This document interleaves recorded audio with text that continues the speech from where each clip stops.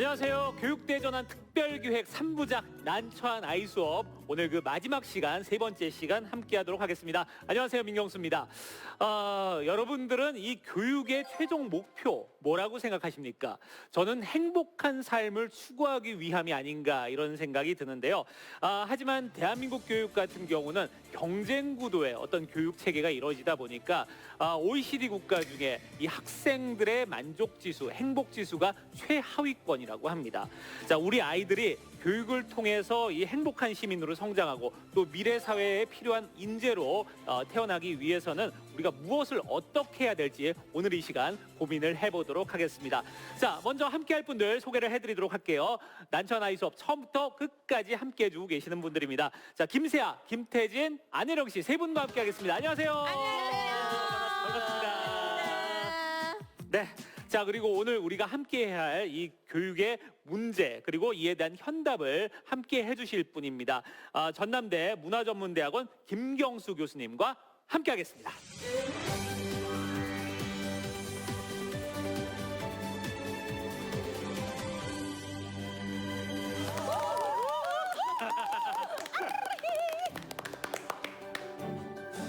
안녕하세요.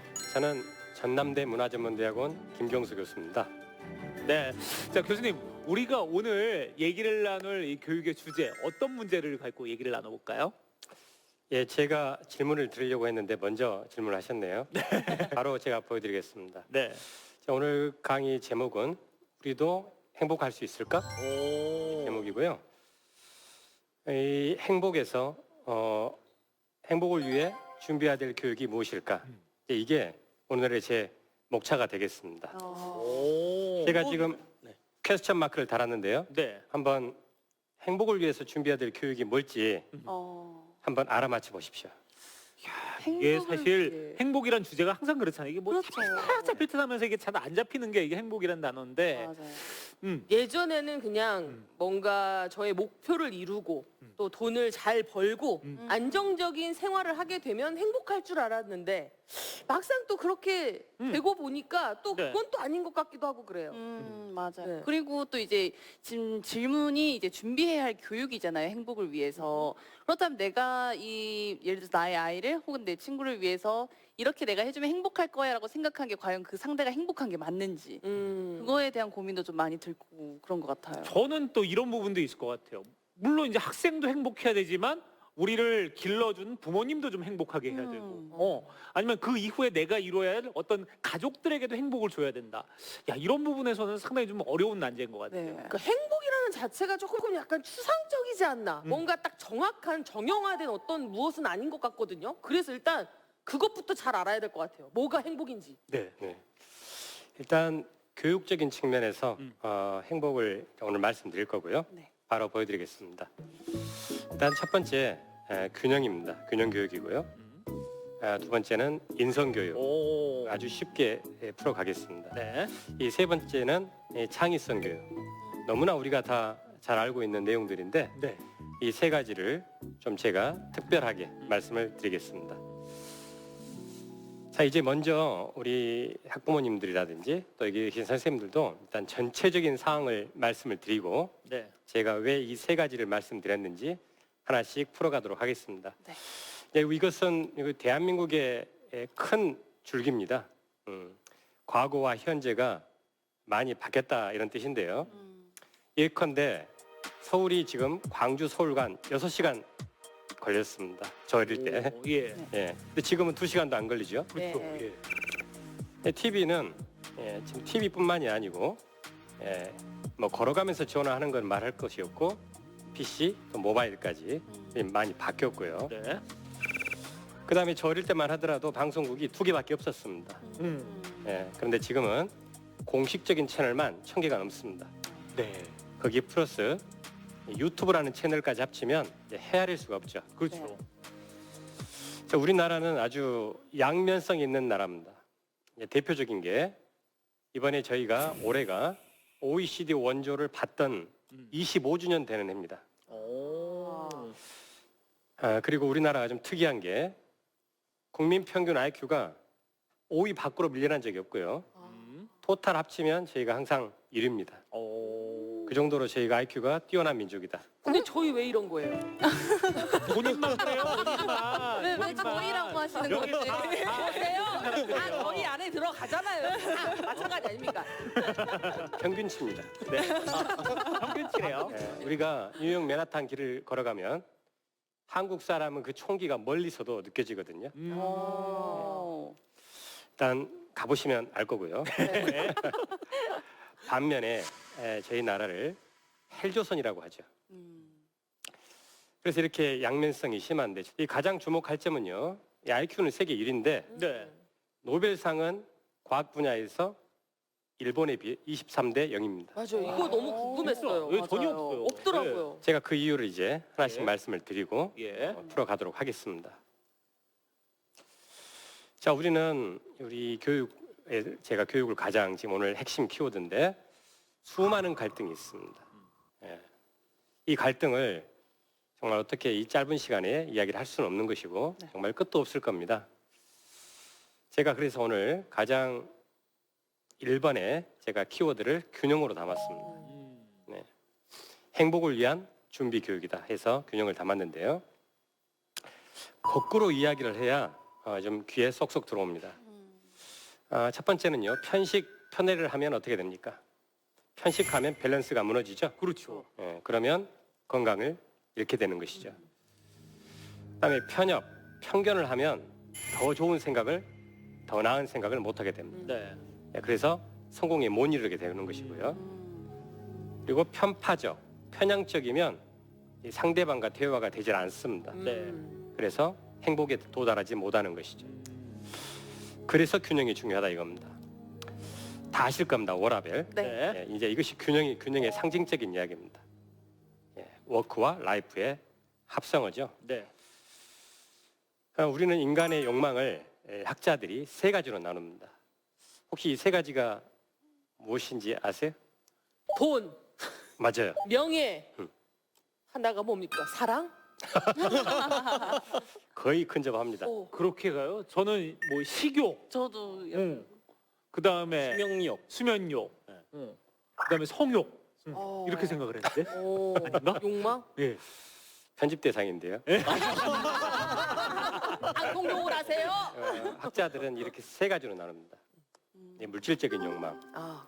명예적인 욕망, 신체적인 욕망입니다. 아. 신체적이라는 것은 건강한 욕구도 있고요. 네. 또 예뻐지고 싶은 그런 욕망이 우리가 보편적인 이 세 가지 욕망을입니다.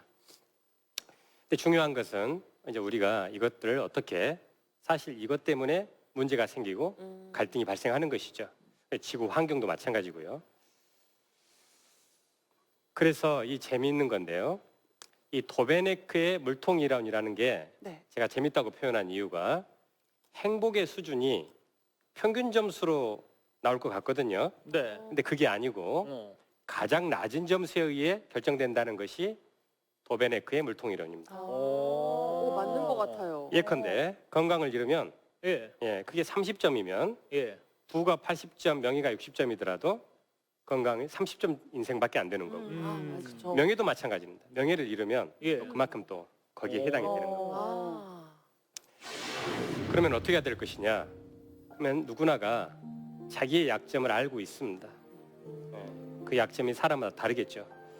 그래서 이 도베네크라는 분은 이렇게 하셨습니다. 지속적으로 보완하고 치명적인 약점을 이것이 행복을 유지하는 최선의 방법이다. 자신의 약점이 무엇인지를 일부러 찾을 필요는 없겠지만 서서히 알아가게 되죠.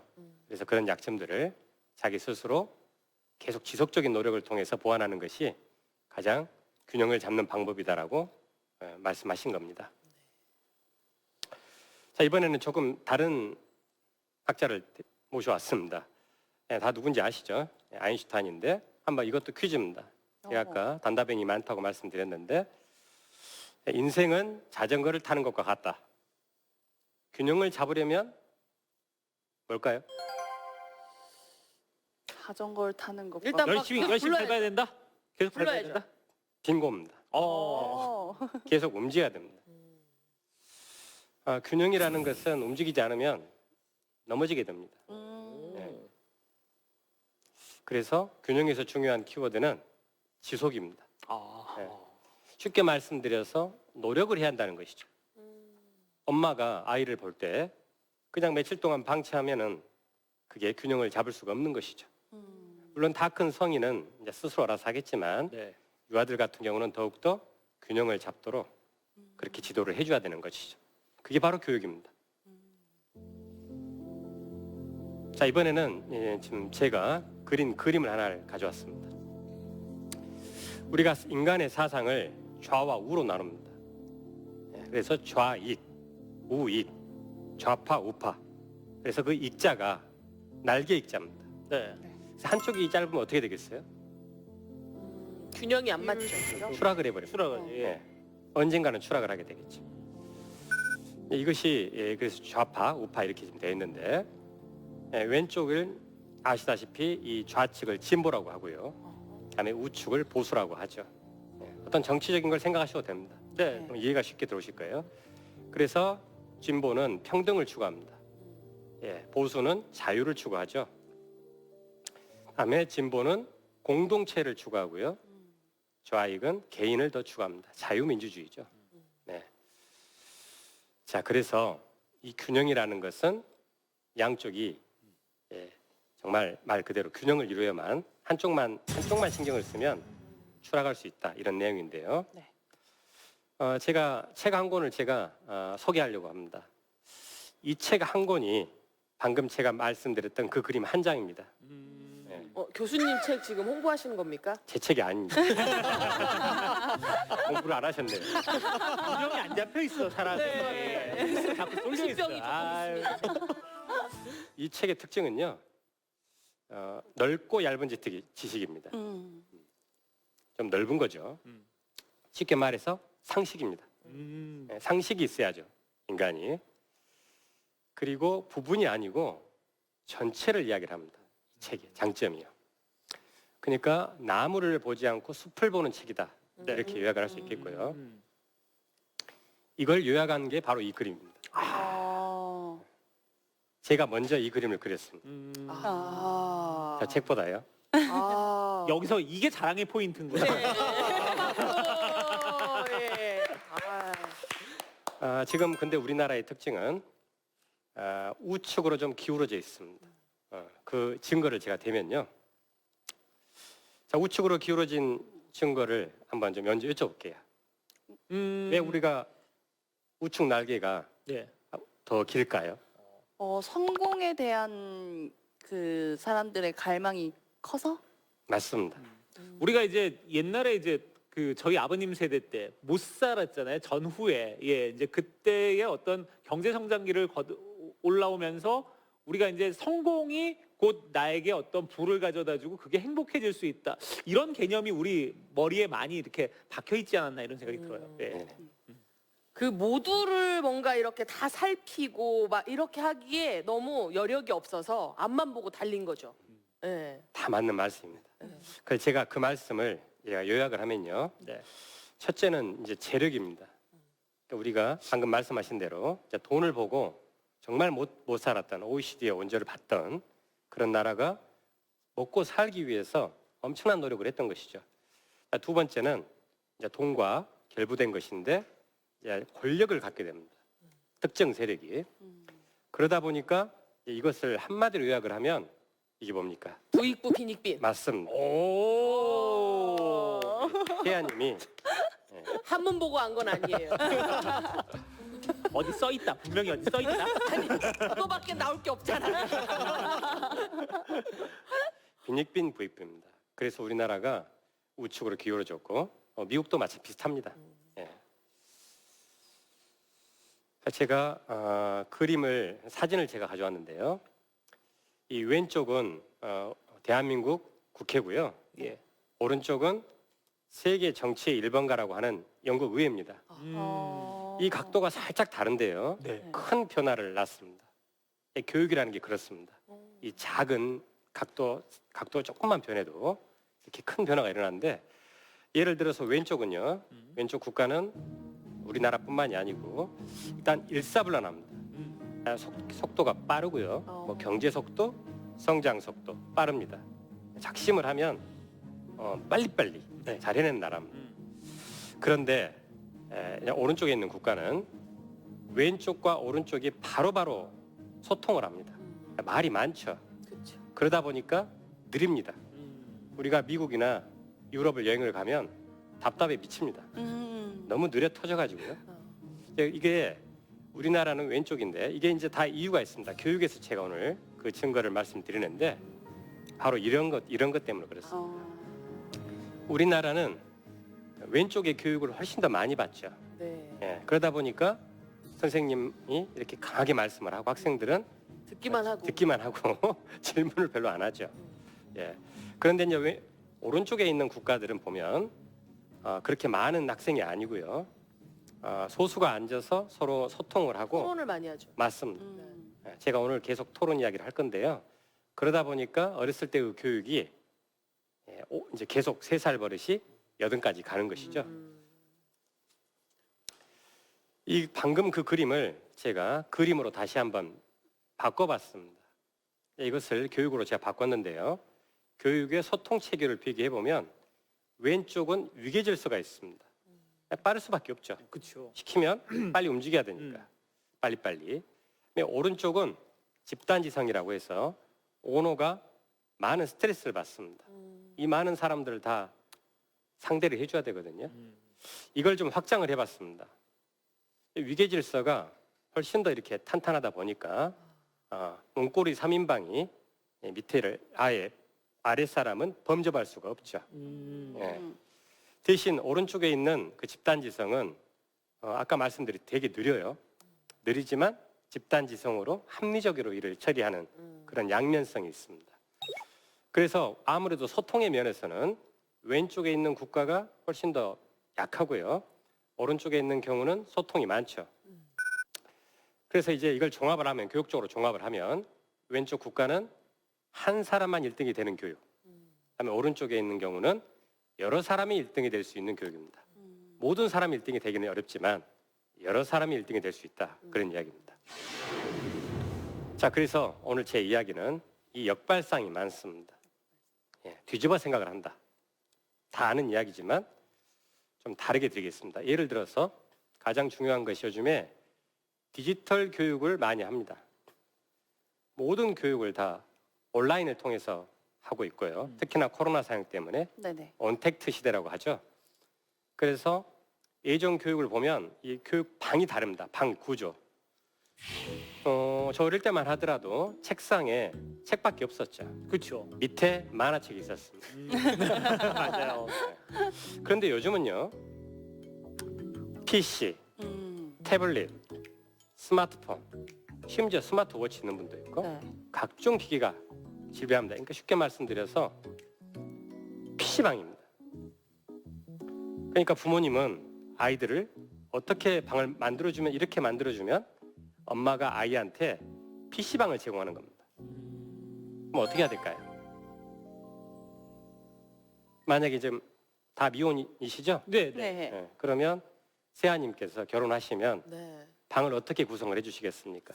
저는 좀 공개된 거실에 저걸 설치해 줄 것 같아요. 왜냐하면 통제가 안 된다고 들었어요. 그래서 방에다가 꾸며주면 하루 종일 게임만 하기도 한다고 하더라고요. 그래서 거실에다 두고 딱 정해진 시간 약속을 하고 그 시간을 지키도록 할 것 같습니다. 맞습니다. 네. 우리 세아님이 상당히 똑똑하시네요. 제가 그렇게 하고 오. 참새가 방앗간을 그냥 지나갈 수 없고요. 스마트폰은 너무 재밌는 유혹의 도구이기 때문에 네. 그것을 아이들한테 맡기고 주는 것은 엄마가 아이한테 PC방을 제공하는 거랑 똑같다.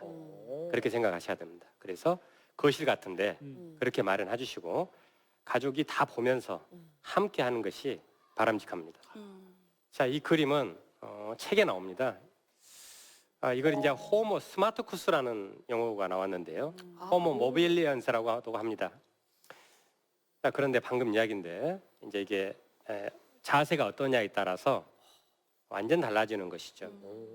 어렸을 때부터 이런 자세를 하면 우리가 예전에 보면 꼬부랑 할머니 아시죠? 네. 네. 참 신기한 게요. 외국은 꼬부랑 할머니가 많지가 않아요. 선진국은. 왜 그럴까요? 너무 고된 노동을 오래 하셔서 그런 거 아닐까요? 이렇게 쭈그려 앉으셔가지고 밭을 메시고. 네. 당연하죠. 그런데 아무리 일을 열심히 해도 중간중간에 쉬어주면 네. 그런 꼬부랑 할머니가 되지 않습니다. 오. 절제력이죠. 예를 들어서 게임을 하더라도 50분을 하고 10분을 쉬어주면 그런 대로 괜찮아요. 그런데 한 번 하면 멈출 수가 없잖아요. 그렇죠. 예. 똑같습니다. 예. 그래서 그럼 어떻게 해야 될 것이냐 대안을 말씀을 드리면 역자세 연습을 해야 됩니다. 목뿐만이 아니고 허리뿐만이 아닙니다. 손목도 있고요. 네. 발목도 있고. 우리는 다 손만 쓰지 발을 안 쓰지 않습니까? 네. 근데 손이 없는 사람은 또 발을 써요. 잘 써요. 그렇기 때문에 사람은 안 쓰기 때문에 안 쓰는 근육을 써주는 것이 역자세입니다. 그럼 밥도 이제 이렇게만 먹지 말고 막 이렇게도 먹고 이렇게 좀 많이 시도를 해보면 좋을 것 같아요. 그건 좀 모든 게 이상한- 다 왼손으로 합쳐야 되는 것 같아. 이거는. 아, 예. 왼손으로 먹는 건 좋습니다. 아, 왼손으로. 맞아요. 네네. 저 같은 경우도 왼손으로 사과를 깎아 오른손잡이인데 예. 그러니까 지금은 왼손이 더 편해요. 그래서 내가 머리가 좋구나. 내가 왼손잡이인데 오른손으로도 쓰거든. 아 예. 정말 별로 안 궁금해요. 좋은지 나쁜지 별로 관심이 없어요. 역자세를 취했을 때 오는 혜택은 네. 균형입니다. 균형. 자, 이번에는 방금은 제가 신체적인 균형을 말씀드렸으면 이번에는 정신적인 균형을 말씀드리겠습니다. 이 좌뇌가 있고 우뇌가 있다 그래요. 네. 네, 다 아실 겁니다. 자, 좌뇌라는 것은 우리가 보면 연산적입니다. 계산하는 말이죠. 그다음에 우뇌는 어떤 텍스트보다 이미지를 많이 떠올린다고 전문가들이 이야기를 합니다. 그래서 좌뇌는 재밌는 것이 답이 있어요. 우뇌는 답이 없죠. 아. 우리 어르신들이 그러죠. 인생에 답이 없다. 그런데 그렇지 않죠. 답이 있는 것도 있고 답이 없는 것도 있습니다. 아빠 찬스라는 게 있습니다. 왼쪽의 길은 정직하게 올라가는 겁니다. 도움 받지 않고 자기 스스로 올라가는 것이고요. 오른쪽은 바로 그냥 직선으로 올라가는 건데요. 이게 떨어질 때 달라집니다. 떨어질 때도. 왜냐하면 왼쪽은 걸리지만 네. 아빠 차스로 올라간 사람은 단방에 떨어지는 것이죠. 그래서 세상에 공짜 없습니다. 이것을 도전을 통해서 얻는 것은 역지사지인데요. 다 아는 단어일 겁니다. 역지사지의 놀라운 효과에 대해서 말씀을 드리겠습니다. 역지사지하면 무엇이다? 역지사지와 비슷한 한자를 제가 가져왔는데요. 지피지기입니다. 지피지기 하면 어떻게 되죠? 백전백승. 백전. 네. 그래서 저는 지피지기 백전백승이라는 말보다 네. 역지사지 백전백승이다. 오. 예를 들어서 자기가 미용실을 해요. 예. 네. 그러면 손님 마음을 읽으면 그 미용실이 잘 되겠죠. 그렇죠. 예. 교육도 마찬가지죠. 아이의 마음을 알면 당연히 교육이 순탄하게 잘 되지 않겠습니까? 자, 제가 드리는 지금 역지사지라는 것은 결국 이겁니다. 아파봐야 아픈 사람의 심정을 헤아릴 수 있다. 역지사지가 어려운 이유는요. 안 아파봤기 때문에, 맞아요. 안 겪어봤기 때문에, 안 배웠기 때문에. 그래서 역지사지가 어렵습니다. 근데 이렇게 말을 하면 좀 와닿지가 않은 것 같아서 제가 사례를 좀 갖고 왔습니다. 역지사지가 어려운 일을 좀 말씀드릴게요. 내가 신호 위반을 하면 급한 사정인데 남이 신호 위반을 하면 손가락질을 하죠. 내가 떠들면 즐거움인데 남이 떠들면 소음이라고 해서 요즘에 층간 소음이 계속 뉴스에서 예, 예. 맞아, 나옵니다. 맞아. 또 내가 사랑 표현을 하면 감동인데 남이 하는 걸 보면 닭살이라고 하죠. 네. 또 내가 성과를 내면 지혜로운데 반대의 사람이 성과를 내면 교활하다고 합니다. 내가 승리하면 위대한 승리인데 네. 남이 승리하면 잘못됐다고 개표를 다시 하자고 하죠. 배우신 분들이. 네. 그래서 이것이 우리가 어렸을 때부터 역지사지보다 성적에만 치중했던 결과입니다. 당연한 결과겠죠. 그래서 우리는 수많은 딜레마가 있습니다. 제가 방금 말씀드린 것은 빙산의 일각이고요. 정말 이렇게 많은 딜레마와 균형을 잡아야 된다. 한쪽으로 치우치면 추락할 수 있다는 것이죠. 자, 두 번째입니다. 두 번째 행복을 위한 준비 교육 두 번째는 인성입니다. 이 모르는 사람은 없는데요. 제가 또 책 한 권을 소개하겠습니다. 제가 아주 좋아하는 교수님이신데요. 네. 조벽 교수님의 인성이 실력이다라는 책입니다. 이게 왜 제가 추천을 드리고 싶냐면 인성 부족은 시한폭탄과 같습니다. 왜 시한폭탄이냐면요. 최근에 뉴스를 보면 어떤 대기업의 자녀들, 때로는 어떤 국회의원들의 자녀들이 사고를 칩니다. 네. 네. 결국은 부모한테 영향을 받은 것이죠. 예. 너무 당연한 일인데 그래서 언제 터질지를 모르는 것입니다. 그러니까 지금 우리가 문제가 없다고 해도 언젠가는 터진다는 것이죠. 그다음에 혼자 힘들어지는 게 아니고요. 네. 예를 들어서 땅콩 회항 사건 아시죠? 네. 네. 가족이 싸잡아서 이렇게 고초를 겪었죠. 네. 그래서 연예인들 같은 경우도 이제 막 학창 시절에 약간 그런 문제가 있었던 게 나중에 이제 인기를 많이 끌게 됐을 때 갑자기 터져서 한순간에 추락하고 소속사도 힘들어지고 이런 경우 많이 맞아요, 봤어요. 그렇죠. 네. 아까 말씀드렸듯이 단계로 산을 걸어 올라가는 경우는 그런 일이 적은데요. 갑자기 어릴 때 스타가 됐다든지 네. 감당할 수 없을 만큼 갑자기 부자가 됐다든지 하면 그런 고초를 겪게 됩니다. 그럴 일은 없겠네요. 그렇죠? 갑자기 뭐 스타가 됐거나 뭐 이런 적이 없어서. 좋은 얘기죠? 좋은 얘기죠. 예, 그렇게 알아두시면 돼요. 예. 인성이 실력이라는 증거는 정말 많은 책이 나와 있습니다. 그 책 말고도요. 그래서 인성이 보면 항상 이 창의성과 함께 갑니다. 그 이유는 제가 좀 이따 세 번째 말씀드릴 거고요. 인성의 핵심은 긍정입니다. 긍정. 예. 이게 이제 하버드대 입시를 볼 때 네. 면접입니다. 인터뷰 오. 이런 사례인데요. 실패했거나 좌절했을 때 극복할 수 있겠는가? 이 질문입니다. 적절한 상황에서 힘든 상황에서 유머와 센스를 발휘할 수 있겠는가? 그다음에 새로운 도전의 상황에서 어떻게 대처하는가? 근데 이 내용을 가만히 보시면요. 사실 사위감, 며느리감 뽑을 때 묻는 거랑 비슷해요. 아. 그래서 성적만 보고 뽑았더니 나중에 문제가 생긴 거예요, 회사에. 심지어는 우리 회사의 정보를 외국에 팔아넘기는 사례도 맞아요. 예. 뉴스에서 나옵니다. 네. 네. 그래서 이 인성이라는 것은 정말 중요한 것이죠. 이 긍정에 대해서 연구하는 학자들이 많습니다. 첫 번째는요, 시소 이론이라는 게 있는데요. 네. 마음에 긍정을 심으면 긍정의 결과가 나오고 부정을 심으면 부정의 결과가 나온다는 게 시소 이론입니다. 다음에 자기 이행적 예언이라고도 있는데요. 이걸 자성 예언이라고도 하는데 내 아이는 진짜 성적이 오를 거라고 10년 이상을 말하면 진짜 오른다는 연구입니다.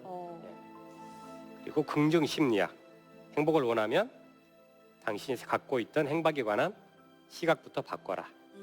이런 생각들, 모든 것은 생각에서부터 시작을 하잖아요. 근데 저는 경험자거든요. 제가 중학교 때부터 제 책상이며 제 필통이며 노트에 개그맨 김세아를 정말 도배를 했어요. 막 M본부 몇 기 막 이런 것도 다 쓰고. 근데 그걸 결국에는 이루어지게 되더라고요. 예, 그래서 자기 주문은 정말 확실히 효과가 있는 것 같아요. 그럼요. 자, 그래서 이 긍정의 힘이라는 것은 네. 인성이고 실력이고 지식이 아니라 지혜인데 우리는 너무 지식에 네. 지식이 나오면 메모를 하고요. 학생들이 지혜가 나오면 메모를 하지 않죠. 그래서 우리는 지혜에 대해서 조금 더 관심을 가져야 됩니다. 그 말씀을 드리겠습니다. 1,000년의 지혜를 2,000여 명이 집대성한 책이 있습니다. 뭘까요? 알지만 모르는 척하겠습니다. 얘기해봐요. 세아님 알고 계신 것 같아요. 얘기해봐요. 탈무드죠. 맞습니다. 오, 대단하시죠. 진짜네. 탈무드는요, 직역을 하면 배움, 연구라는 뜻입니다. 제가 이 책을 어떻게 명명을 했냐면 1010, 2020 책이라고 명명을 합니다. 제가 이유가 뭐냐면요, 1000년의 이야기를 10년 동안 2,000여 명이 20권으로 편찬한 책입니다. 그래서 페이지가 12,000페이지입니다. 참 대단한 책이죠. 저는 탈까지만 읽었습니다. 그래서 사람이 대단하시죠. 무드가 없네. 사람이 무드가 없어. 아니 정말 다 읽기가 힘들더라고요 이게. 자, 이게 어떤 걸로 연결이 되는지를 제가 파급 효과를 보여드리겠습니다. 여기서 나온 게 하브루타 교육입니다. 아마 들어보셨을 겁니다. 하브루타 교육은 1대1 토론 교육입니다. 어. 1대2가 아니고요. 네. 1대1 토론 교육. 1대1. 이게 대단히 중요한 겁니다. 근데 우리는 어렸을 때 저는 1대60으로 했거든요. 초등학교 때. 저도 1대 한 50여 명 정도로 한 거. 그랬을 겁니다. 예. 예. 예. 요즘은 한 1대25, 20 정도 되는데 거기서 이제 문제가 생기는 것이죠. 그러니까 1대1과 1대25는 하늘과 땅 차이입니다. 그래서 질문이 없을 수밖에 없죠. 궁금한 게 없는 거죠. 답만 찾아서 쓰려고 하는 것이죠. 자, 이것이 또 플립 러닝으로 연결이 됩니다. 플립 러닝은 뭐냐면요. 거꾸로 교육입니다. 거꾸로 교육. 이건 뭐냐면요. 사전 학습을 한 다음에 토론을 하는 수업입니다. 그러니까 그냥 만나는 게 아니고요. 학생들이 미리 리포트를 한 다음에 선생님한테 보여줘서 내가 해봤더니 아. 이렇게 됐습니다라고 상담을 하는 것이죠. 아. 그래서 랍비라고 합니다. 자기 스승님을. 그래서 상담을 하는, 우리가 이제 이걸 멘토라고 하잖아요. 예. 네네. 멘토라는 것은 나의 상담 스승인 거죠. 그러니까 상담이라는 것은 1대1로 하는 것이지 1대25로 하는 게 아니죠. 자, 여기서 재밌는 게 나오는데 이 탈무드에서 나와서 이게 이제 탈무드에서 많이 하는 기법이 밥상머리 교육이라고 합니다. 밥상머리. 그러니까 밥을 먹을 때 우리 옛날 어르신들은 밥을 먹을 때 빨리빨리 먹고 이래야지 맞아요. 왜 이렇게 서서히 먹냐라고 하죠. 밥 먹을 때 얘기하는 거 아니다. 네. 이제 유대인은 좀 다릅니다. 식사 후식 문화가 발달한 나라예요. 그래서 스타벅스, 던킨 도너츠, 허쉬 초콜릿 이런 게 다 유대인이 만든 겁니다. 몰랐어요. 토론 교육을 중시한 결과 어쨌다는 이야기냐? 첫 번째는 학문적으로 대단한 성과를 이룹니다. 이 나라는 그렇게 IQ 평균도 높지 않고요. 네. 인구도 얼마 안 됩니다. 그런데 노벨상을 23%를 칩니다. 와. 그것도 한 학문이 아니고요. 의학, 물리학, 화학, 경제학 이렇게 다양하고요. 다음 미국 명문대 교수의 40%가 유대인입니다. 그래서 우리 교육학 전공하시는 전문가들은요. 네네. 항상 유대인을 1번으로 연구를 합니다. 교육학에서 가장 많은 책이 유대인 교육 책이죠. 그래서 이 토론 교육을 중시한 결과 이 다양성이 올라갔다. 이 사실이 대단히 주목할 만합니다. 그러니까 어떤 의사만 배출한 게 아니고 교육자만 배출한 것도 아니고 다양한 분야를 그러네요. 예. 특히나 이렇게 미디어 지금 저희도 지금 다 미디어 관련자잖아요. 네, 네네. 네. 이 미디어 세계 3대 공중파 방송 설립자가 다 유대인입니다. 예. 그리고 디즈니 월드를 제외한 세계 6대 메이저 영화사의 창립자가 다 유대인입니다. 그래서 미국 대통령이 유대인한테 함부로 못하죠. 세계 100대 기업의 40%가 유대인입니다. 대단하죠? 네. 자, 이것은 유명한 분들입니다. 네. 예. 보시면 코미디언도 있고요, 개그맨도 있고, 예. 찰리 채플린도 있죠. 그리고 또 시장님, 그다음에 또 페이스북, 구글 창업자, 그리고 또 아까 말씀드린 그런 엔터테인먼트 아주 다양합니다. 예언가도 있죠. 자, 이번에는 좀 다른 이야기를 하겠습니다. 행복을 위해서는 사고를 예방해야 됩니다.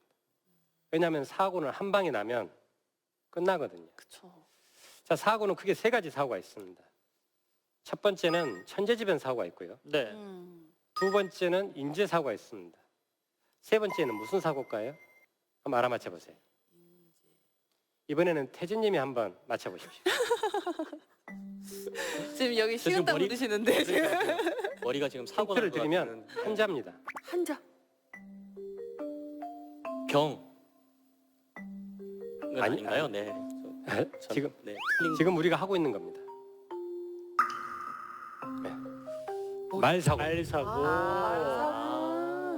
말을 실수를 하죠. 맞아. 누구나가. 예. 저도 사실 말 실수를 하지 않기 위해서 노력을 하고 있는 거죠, 지금 이 순간. 근데 사람이 말 한 자리를 잘못해서 큰 일을 그르치는 사례가 크게 많습니다. 진짜 많은 그렇죠. 것 같아요. 예. TV에 많이 나오고요. 네네. 맞아요. 그래서 말의 힘이라는 것은 정말 대단한 것이죠. 예. 자, 이번에는 말을 잘하면 참 좋겠어요. 저도 만약에 세아님처럼 아니면 저 유재석님처럼 말을 잘할 수 있다면 정말 한 1억을 투자해서라도 저는 사고 싶은데 말을 잘하기 어렵습니다. 말을 잘하기 어려운 분들을 위해서 3가지 대안을 말씀드리겠습니다. 첫 번째는요, 잘 듣는 겁니다. 근데 여기 계신 우리 패널들은 정말 말씀을 잘 들으셔서 정말 크게 잘 드실 것 같아요. 아유, 감사합니다. 사실은 이게 가장 중요하거든요. 예. 그 얘기를 제가 말씀드릴 거고요. 말을 잘하는 게 중요한 게 아니고 말을 듣는 자세가 더 중요하다는 겁니다. 칭찬은요, 그냥 칭찬이 아니고 관찰하는 칭찬입니다. 그러면 웃는 것은요, 웃음도 중요하지만 미소가 더 중요하다. 왜냐하면 미소라는 것은 계속 머금고 있잖아요. 네. 예. 그러니까 특히 이제 남자들이 이게 좀 약해요. 왜냐하면 거울을 보는 횟수가 적거든요. 여성에 비해서. 제가 방금 듣는 게 가장 중요하다고 말씀드렸습니다. 네. 이 들을 청자가 보면 상당히 복잡하게 생겼죠. 네. 우리 귀처럼. 듣기가 어렵다는 거예요. 예. 그래서 우리 김대중 대통령님은 손목 시계와 화장실에 침묵이라고 써놨답니다. 정말 말을 참아야 될 때가 참기 힘들 때가 있거든요. 네, 네. 그럴 때 이렇게 침묵이라는 게 어려운 것이고. 저 한자가 진짜 오묘한 뜻을 다 담고 있는 것 같아요. 그러니까요. 이 왕은 귀를 열어서 백성의 마음을 다 이렇게 담아들어라. 약간 이런 조합인 것 같은데요. 그렇죠. 맞습니다. 네. 예, 한자가 상형 문자이기 때문에 네. 예, 그런 모양을 형태를 담고 있죠. 자, 그래서 이런 이야기가 나옵니다. 성공한 사람들은 모두 부지런한 귀를 갖고 있다. 사람을 움직이는 최고의 무기는 입이 아니라 귀다. 사람에게 호감을 갖게 하는 방법은 열심히 듣는 것이다. 뭐 이런 좋은 문구들이 있습니다. 자, 그래서 제가 말을 잘하는 것도 중요하지만 말을 듣는 자세가 더 중요하다고 말씀을 드렸던 것이고요. 자, 이것도 문제를 내겠습니다. 이거는 여기 계신 패널 선생님들이 잘하는 거예요. 이게 1, 2, 3 법칙인데 네. 혹시 1, 2, 3 법칙을 아세요? 1, 2, 3 식이요. 자, 제가 설명을 드릴 테니까 네. 꼭 알아두십시오. 네. 선생님들이 제일 잘하시는 거예요. 한 번 듣고 예. 2번 말하고 예. 3번 고개를 끄덕인다. 지금 우리 패널 선생님들이 제일 잘하시는 거고요. 예, 이게 아주 중요한 거예요. 말을 듣는 자세죠. 네. 사실 우리가 면접을 보면 우리가 이제 대학원 면접을 보면 네. 학생들이 말을 잘하는 것도 보지만 사실 듣는 자세를 제일 많이 봅니다. 듣고 거기에 걸맞는 질문을 하는 것도 또 청취를 하죠. 근데 교수님의 강의를 집중할 수밖에 없는 이유가 이 내용 때문인 것 같습니다. 내용에 왜? 잘 들어라를 계속 얘기하고 있어요. 예, 맞아요. 딴짓을 할래. 아니 근데 사실 우리가 그러잖아요. 얘기를 할 때 그런 사람들 되게 많거든요. 내가 뭘 얘기를 하면은 내 말 좀 들어봐라고 하는데 안 듣고 본인 맞아요. 얘기만 계속하는 사람들, 맞아요. 그런 분들이 마치 본인이 말을 되게 잘한다고 생각하고 착각하시는 분들이 되게 많은 것 같아요. 그거 있고요. 듣긴 들어요. 아니 근데. 그러니까 아, 이거 다 맞아요. 듣고 아니 근데 됐고 아니 있잖아. 내 말 좀 들어봐. 이거. 네. 들으나 마나한 거죠 어떻게 보면. 그렇죠. 예. 네. 근데 그것도 어렸을 때부터 부모님의 영향을 많이 받습니다. 가만히 봐보십시오. 부모님이 막 이야기를 많이 하는 사람은 자녀도 똑같습니다. 예, 그래서 그 부모의 교육이 대단히 중요한 것이고 그게 바로 인성 교육이죠. 자, 그래서 이 3가지는요. 세 네. 가지를 이 3가지를 잘하는 사람, 잘 듣고 잘 칭찬을 하고 잘 미소를 짓고 웃는 사람을 우리가 매력적인 사람이라고 합니다. 이 몇 자가 무슨 몇 자인지 아세요? 매혹적인 할 때 쓰는 거 아닙니까? 맞습니다. 귀신 몇 자입니다. 귀신처럼 알 수 없는 힘. 아, 그게 매력입니다. 매력. 매력을 연구한 학자도 있습니다. 이게 사람의 마음을 빼앗는 힘이 매력이다. 저희가 그게 제일 약합니다 지금. 다 혼자 살고 있어요. 좀 알려주세요. 저희라고 계속. 우리 결혼한 사람 없지 않습니까? 우리가 매력이 있다면 지금 다 애가 둘 셋은 있어야 됩니다. 그래서 이 매력을 연구한 사람이 더글라스 맥거레라는 학자인데요. 네. 우리가 예전에 선진국을 GNP가 높은 나라를 선진국이라고 했습니다. 네. GNP는 그로스 내셔널 프로덕트.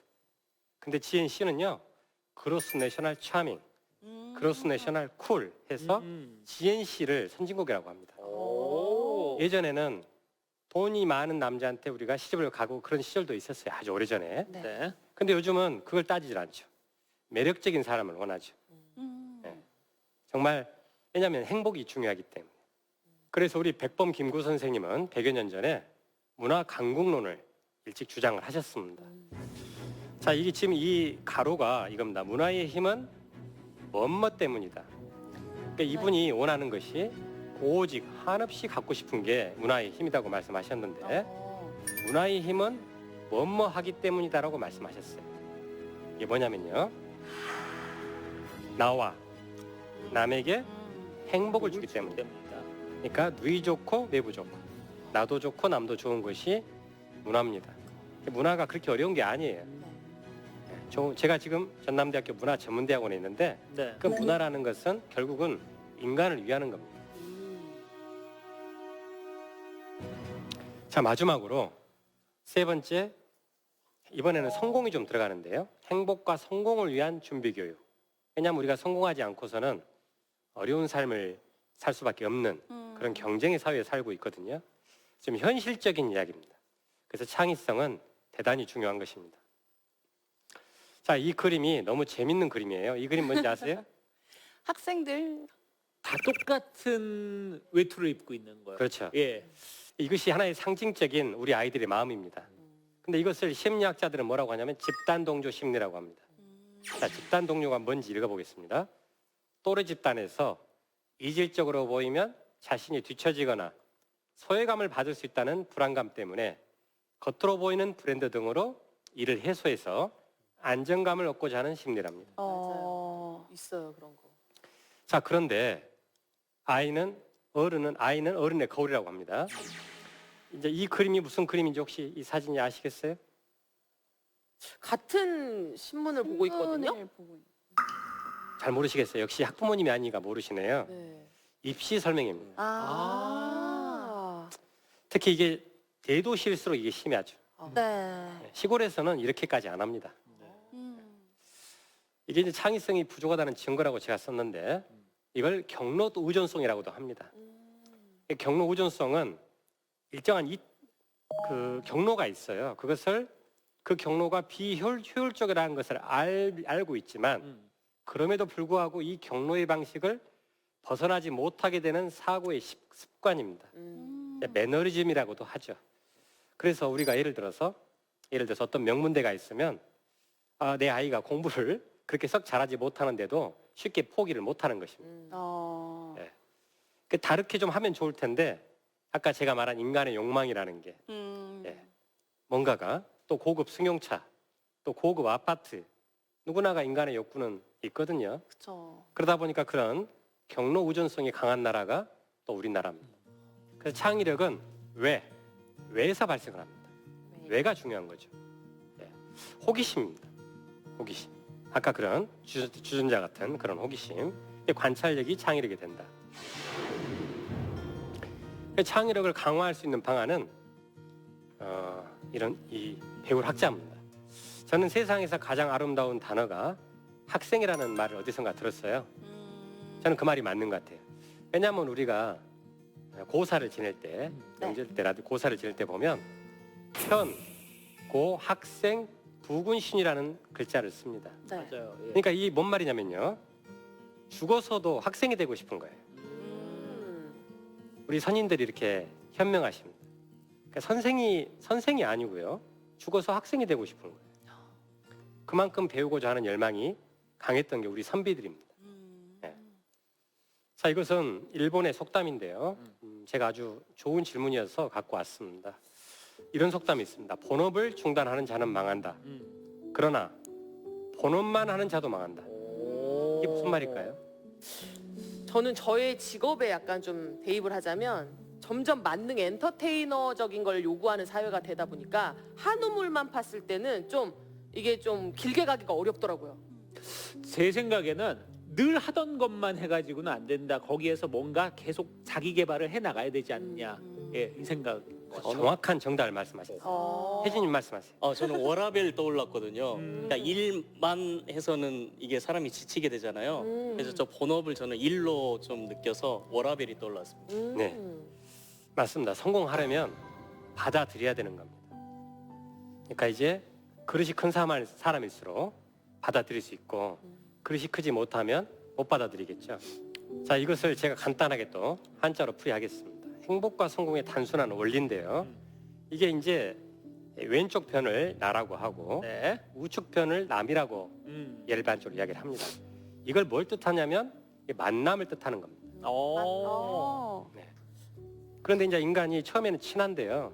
나중에 이제 이 가운데 부분이 서서히 어긋나요.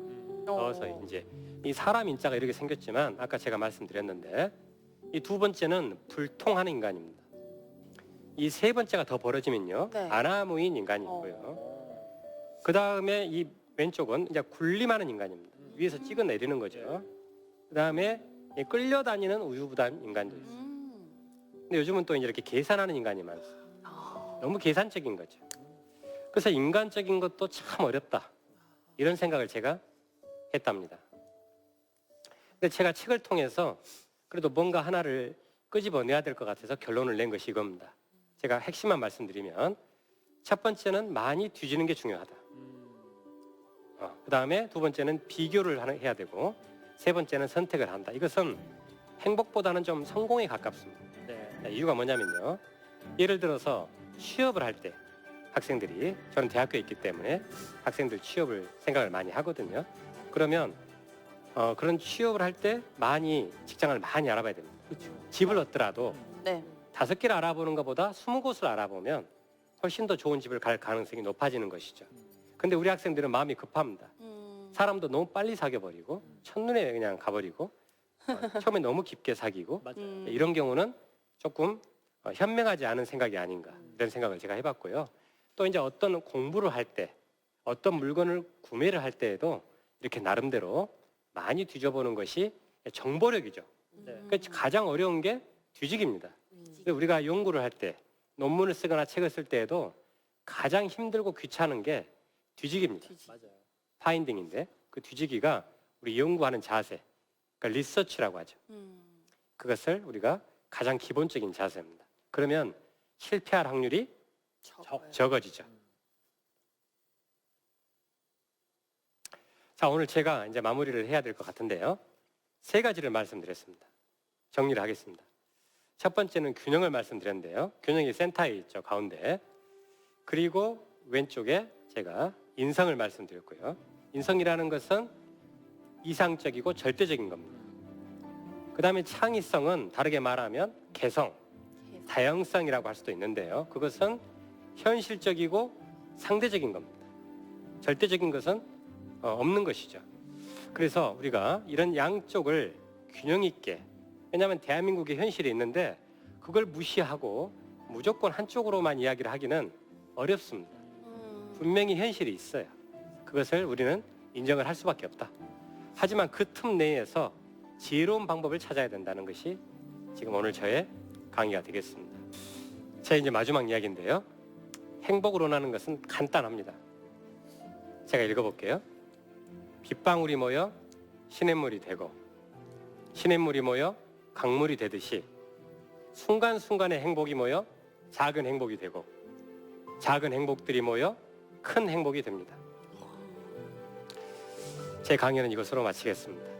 네.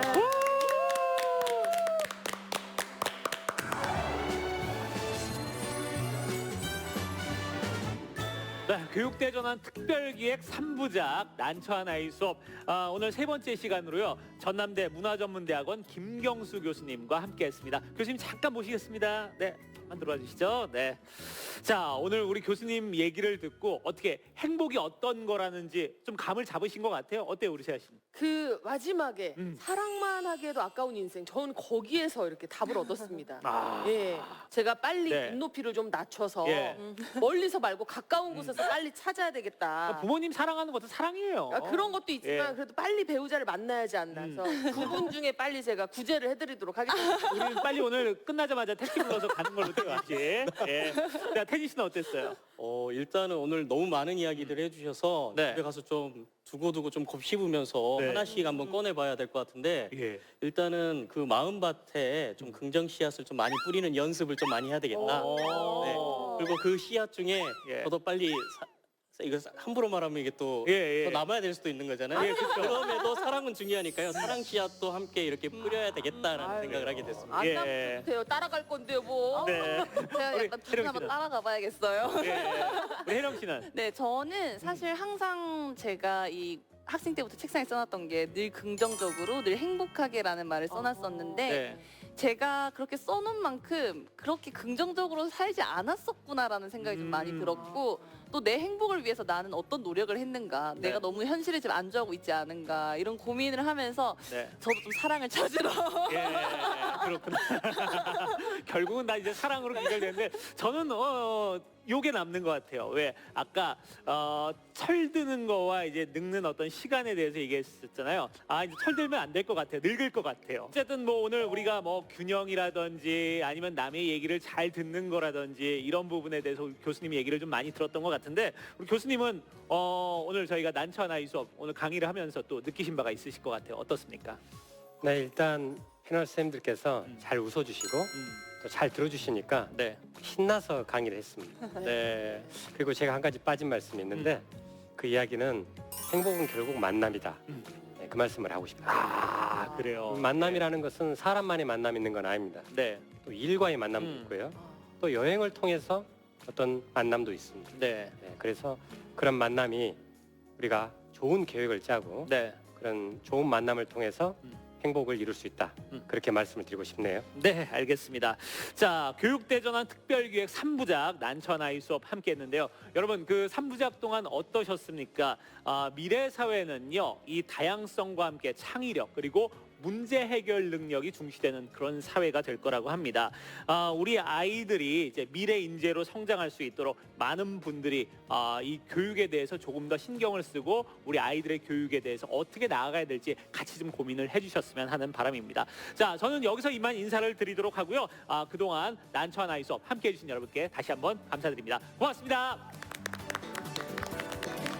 수고하셨습니다. 수고하셨습니다. 수고하셨습니다.